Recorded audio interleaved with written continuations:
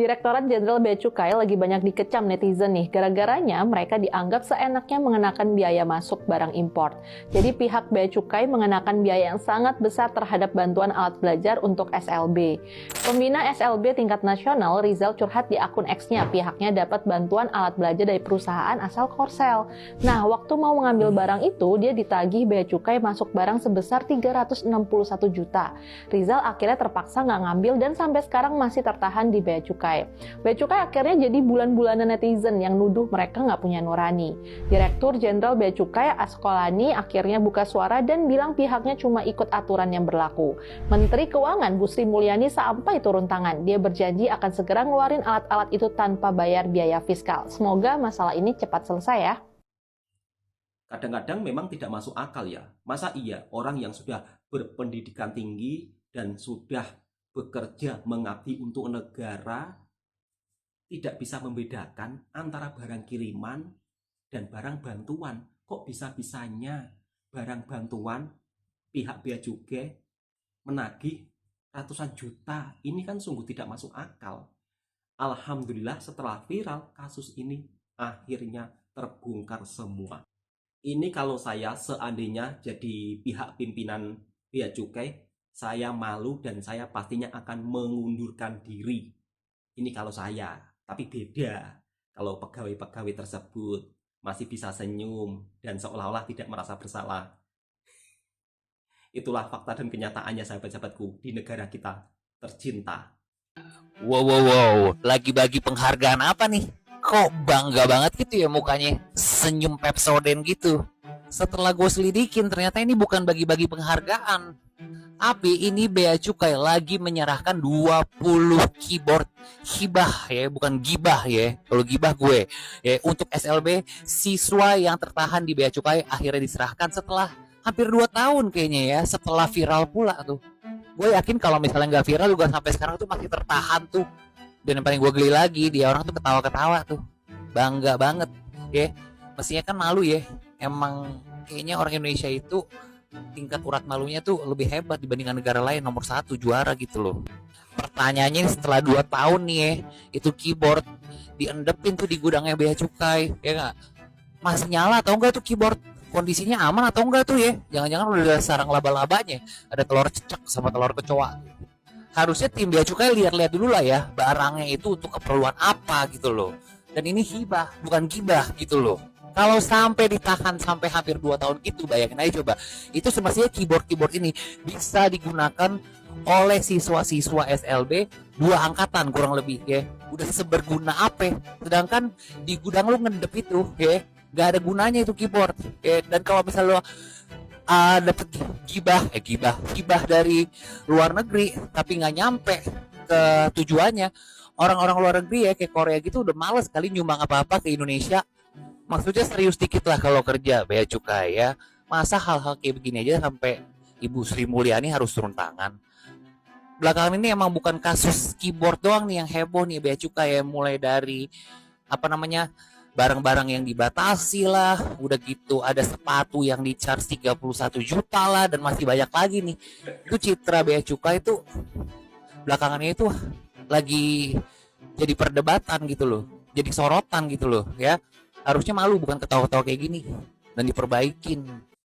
Assalamualaikum warahmatullahi wabarakatuh. Apa kabarnya sahabatku semua? Alhamdulillah setelah beritanya viral di mana-mana, di media sosial, di YouTube, di TikTok, akhirnya barang bantuan untuk anak-anak yang tunanetra, anak-anak yang tidak bisa melihat, barang tersebut adalah barang untuk keperluan sekolah.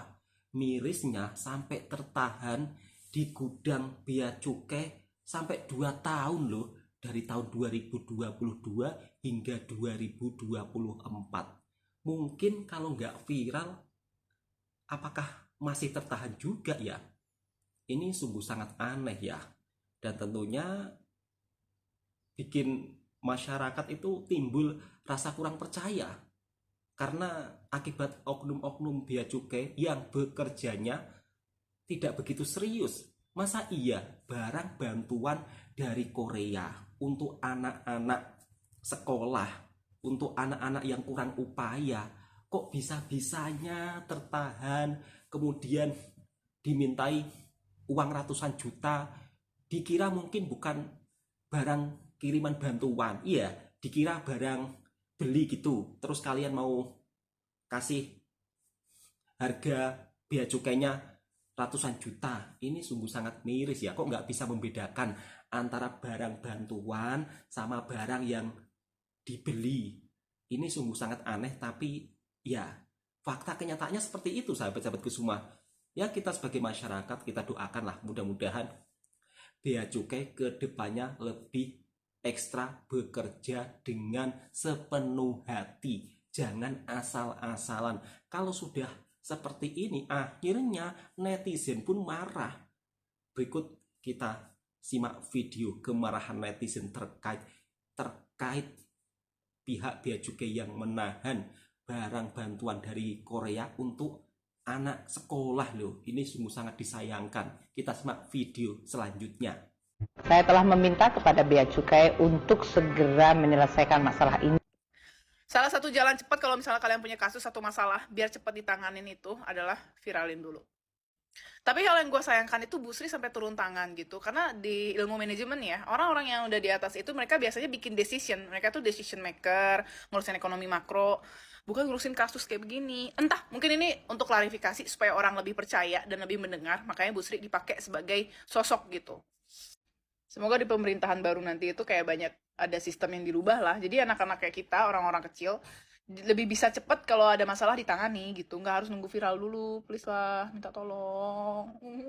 Tapi kudos banget buat Bu Sri Mulyani yang maksudnya dia udah harusnya mikir hal-hal lain yang lebih prioritas, tapi harus turun tangan untuk kasus-kasus individual kayak gini.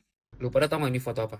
Ini foto pihak Bea Cukai yang akhirnya nyerahin hibah keyboard untuk sekolah SLB dari perusahaan Korea yang udah ketahan dari 2022 di gudangnya Bea Cukai.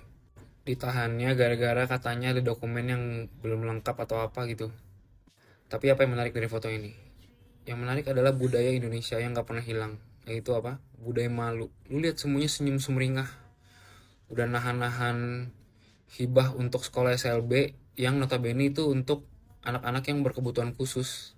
Ini kalau kejadian di negara lain, negara maju, Cina atau dimanapun, pasti tuh malu gitu loh, bukan senyum-senyum gak jelas. Betul, kayak Mas, gitu. malu.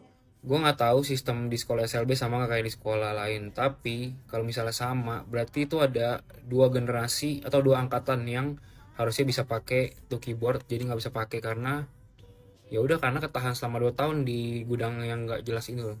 Seharusnya tuh ya pemimpin yang nahan, yang ngasih izin buat nggak ngasih keluar tuh barang, harusnya tuh mundur, minimal minta maaf, malu kayak, bukannya senyum-senyum ngasih barang kayak ngasih hadiah gini loh.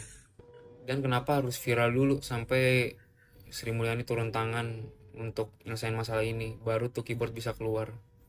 Buktinya sekarang itu keyboard bisa keluar kan tanpa kena bea masuk, berarti kan tuh harusnya ini 2 tahun lalu nih bisa juga keluar. Harusnya pihak yang bertanggung jawab untuk nahan tuh keyboard diberikan sanksi atau dipecat atau apapun lah, mundur, malu kayak. Udah viral gini bukannya malu, malah foto dengan bangga kayak ngasih door prize ke pemenang sebuah kuis. Udah jelas-jelas itu keyboard buat anak berkebutuhan khusus. Harusnya tuh waktu itu kan lu punya pakai otak lah, hati nurani, itu keyboard untuk anak-anak SLB. Tapi masih bisa-bisa ditahan, itu seakan-akan tuh kayak ngimpor barang mewah gitu loh. Dan gue yakin kalau ini nggak viral, itu keyboard masih aja tuh ketahan di gudang. Betul, Mas. Bahkan sampai rusak, Iya. sampai berdebu di gudang Bea Cukai. Hanya diinfoin awal barang kiriman, maka kita infoin untuk barang kiriman ini tarifnya sekian. Rupanya baru terbuka, barang itu bukan barang kiriman, tetapi adalah barang hibah. Untuk barang hibah, untuk kepentingan pendidikan atau sosial, ada PMK-nya mengamanatkan untuk tidak dikenakan biaya masuk atau pajak dalam rangka impor. Pak, ini mohon maaf ya Pak ya, 2 tahun loh Pak, 2 tahun barang itu ditahan di gudang. Orang-orang bea cukai ngapain? Lucu loh Pak, selama 2 tahun baru sekarang ketahuan kalau itu bukan barang kiriman, ternyata barang hibah. Lucu banget. Logika aja ya Pak ya, masa iya nggak tahu barangnya bisa nagih gitu loh, bahwa ini kena denda sekian sekian sekian ke pihak yang memang harus menerima barang ini. Masa iya pihak yang harus menerima barang ini tidak menjelaskan bahwa itu kiriman dari mana, bahwa itu untuk apa? Masa iya harus tunggu viral dulu baru seperti ini, Pak? Tolonglah ya diperbaiki. Jangan sampai menyusahkan orang kita sendiri, Pak. Bea Cukai akhirnya serahkan barang untuk anak sekolah kebutuhan khusus yang tertahan 2 tahun. Ini sungguh sangat miris. Karena memang alat ini dibutuhkan buat peserta didik tunanetra ya, keyboard ini untuk karena ini ada bunyinya kan kalau peserta didik tunanetra kan menggunakan pendengaran. Jadi media ini sangat dibutuhkan dan bahkan ditunggu-tunggu oleh anak-anak yang kemarin sudah uji coba. Kita hanya diinfoin awal barang kiriman, maka kita infoin total barang kiriman ini tarifnya sekian. Rupanya baru terbuka, barang itu bukan barang kiriman, tetapi adalah barang hibah. Untuk barang hibah, untuk kepentingan pendidikan atau sosial, ada PMK-nya mengamanatkan untuk tidak dikenakan biaya masuk atau pajak dalam rangka impor. Sempat tertahan dari tahun 2022, Bea Cukai akhirnya serahkan alat bantuan anak sekolah yang kurang upaya. Anak-anak tunanetra berupa keyboard yang tertahan 2 tahun baru tahu kalau barang tersebut adalah barang bantuan. Ini sungguh sangat aneh ya di negara kita. Masa iya tidak bisa membedakan antara barang bantuan atau barang kiriman? Ya, seperti itu sahabatku kenyataannya di negara kita. Kita sebagai rakyat harus bersabar ya. 2 tahun tertahan, baru ketahuan setelah viral, kemudian pihak dari Bea Cukai juga menjelaskan, dia juga baru tahu kalau barang tersebut barang bantuan. Ini memang sungguh sangat lucu ya di negara kita. Kalau di negara lain mungkin orang-orangnya atau pegawainya itu sudah mundur, merasa malu. Tapi kalau di negara kita, ketika menyerahkan barang bantuan untuk alat anak-anak yang berkebutuhan khusus, justru pihak dari Bea Cukai seolah-olah dia macam memberikan hadiah ya, senyum. Nggak ada rasa malu, biasa. Ya Allah ya Robbi, bayangkan kalau alat-alat tersebut tidak tertahan 2 tahun, itu sudah bisa digunakan untuk murid-murid yang berkebutuhan khusus, murid-murid yang tunanetra. Mirisnya baru ketahuan setelah viral. Ini sungguh sangat disayangkan. Kenapa saya selalu membuat video hal-hal yang viral? Ya, tujuan saya supaya hal-hal tersebut cepat ditangani dan terselesaikan. Karena kalau nggak viral, ya tahu sendiri sahabat-sahabatku semua, beda, negara kita itu beda dengan negara tetangga. Jadi di negara kita ini viral dulu baru ditangani. Ini mungkin kalau nggak viral, saya rasa mungkin tertahan itu. Nggak sampai bantuan tersebut ke anak-anak yang berkebutuhan khusus. Dan tentunya kalau ada negara lain mau mengirim barang bantuan, jadinya itu tambah mikir-mikir. Ya karena dari ulah pihak oknum-oknum Bea Cukai ini sendiri. Harusnya pimpinannya itu merasa malu. Tapi ini enggak. Kalau di Indonesia, urat malunya sudah hilang. Malah senyum. Seolah-olah tidak merasa bersalah. Dan selalu memberikan klarifikasi yang enggak masuk akal. Waduh. Udahlah, mudah-mudahan kedepannya pihak dari Bea Cukai bekerja lebih efisien, bekerja keras, dan tentunya bekerja sepenuh hati melayani masyarakat demi untuk kemajuan bangsa. Mau jadi apa negara ini kalau pegawai-pegawainya kayak gitu?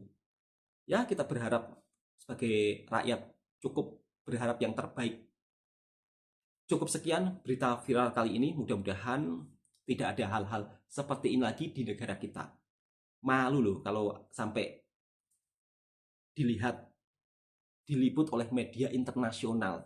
Malu, ya kan? Aduh, aneh tapi nyata. Itulah kenyataannya yang terjadi di negara kita, sahabat-sahabatku semua. Harap-harap bersabarlah.